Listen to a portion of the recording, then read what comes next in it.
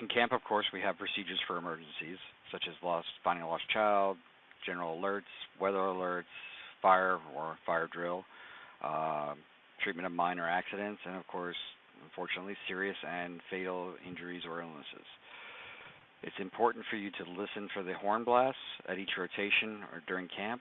Uh, One horn blast indicates a rotation change, and you'll hear that throughout the day normally. If you hear 3 consecutive blasts of the horn, that indicates that there is a fire or fire drill. 5 consecutive blasts of the horn indicates that you need to send a messenger from your program area or from your den, wherever you're at, up to the center arena to find out what's going on and what needs to happen. This could be for a lost child drill, where we need to go and find the child lost in camp. This will involve everybody, including the youth volunteers and adult volunteers. Um, Medical procedures that we can treat in camp are minor cuts, bee stings. We have a health safety officer for evaluate major injuries. Locations of first aid and CPR AED kits are first aid kits are at every station. CPR AED is only in the main arena area and over by crafts. 911 assistance. So if something serious happens and you do need to call 911, make sure a director is notified immediately. Keep in mind a ambulance will not know where you are in camp.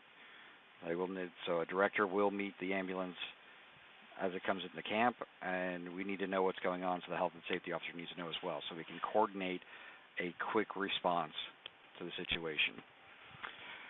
Dispensing medication. The only medication that you should be dispensing in camp for other children is epidural pens or EpiPens.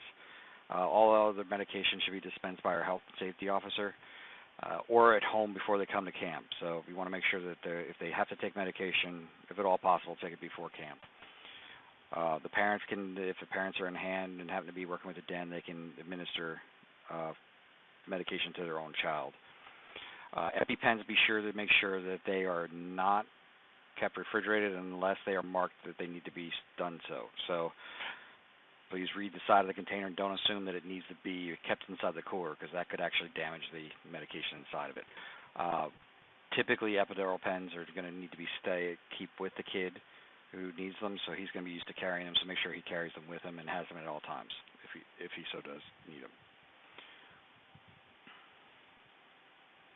One other important thing to do is make sure that everybody stays hydrated. So we all need to stay hydrated, the kids, the youth volunteers, the adult volunteers. So at every station, let's make sure we do a toast to CubCamp before and after each rotation. It's going to be very hot, very humid. It is every year.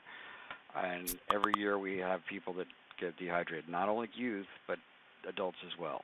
So please, please make sure everybody drinks. Check the water bottles of the youth to make sure that they are actually drinking the water and drinking enough of it. We have water stations at every position through camp. Usually on almost every program area, there's a water station to fill up with. Make sure that they fill them up. Drink and then fill up the water bottles. It's a good job for your den chief.